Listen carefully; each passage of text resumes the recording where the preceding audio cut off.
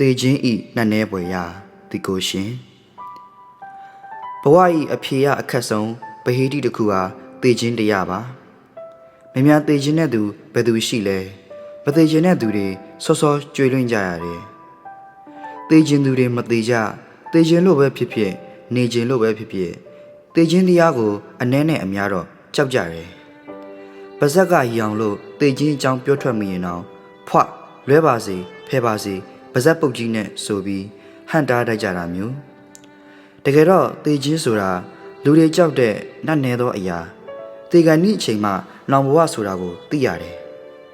ဖျားတရားတွေပုံမြဲလာတယ်နောင်နာတွေရလာတယ်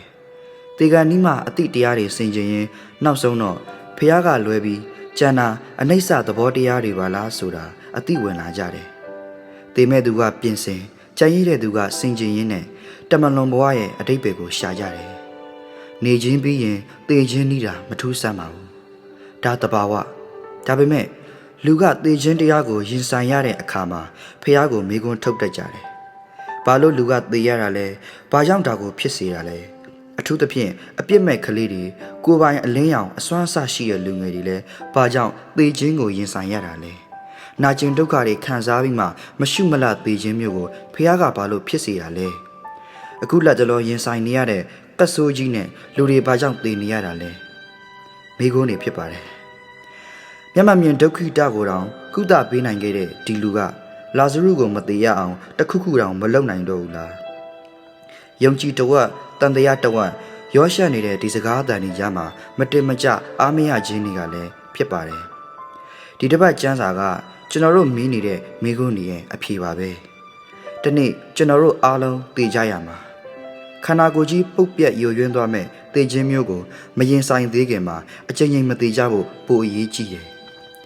ခန္ဓာကိုယ်ကြီးတသက်ရှိနေပေမဲ့စိတ်ပိုင်းဆိုင်ရာတည်သွားတာမျိုးဝိညာဉ်ရေးမှာအသက်မဲ့နေတာမျိုးလည်းရှိနေတတ်တယ်တချို့ဆိုမျောလင့်ချက်တွေတည်သွားတယ်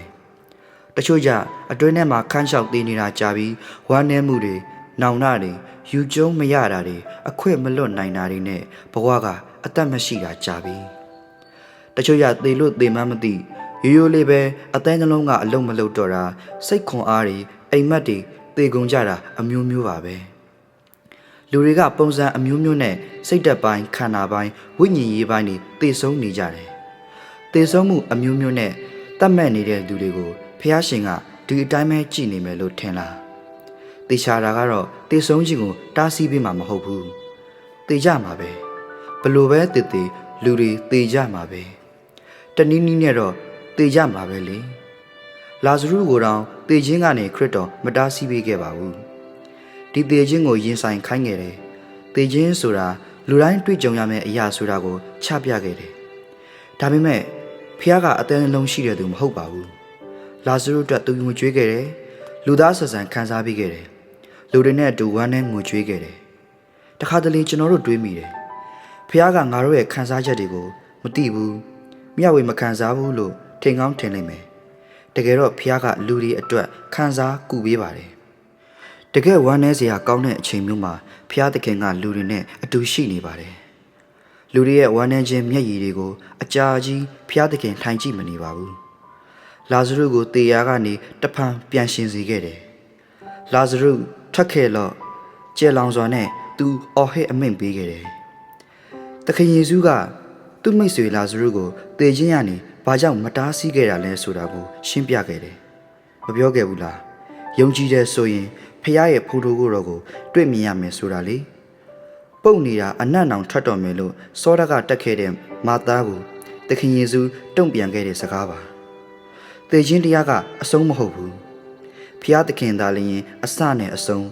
သေခြင်းကိုဖះသခင်အောင်နိုင်တယ်ဆိုတာကိုသက်သေပြခဲ့တယ်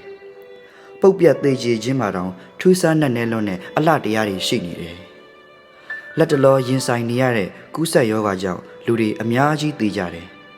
လူတွေအများကြီးအသိတရားရလာကြတယ်ဖះသခင်ကိုပို့ပြီးအားကိုးတတ်လာတယ်မိသားစုကိုအချိန်ပေးတန်မိုးထားတတ်လာတယ်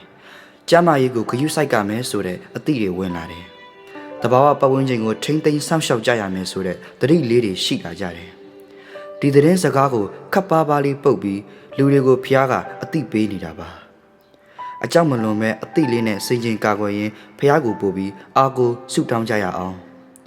တပည့်တော်တို့ရဲ့မျက်ရည်တွေကိုတုပ်ပေးပါကြောက်ရွံ့မှုတွေကိုဖယ်ရှားပေးပါပို၍လာသောမနှက်ဖြံကိုမျော်လင့်ရင်အသက်တာကိုတန်မိုးထားပြီးရှင်သန်တတ်အောင်သင်ကြားပေးပါဖះ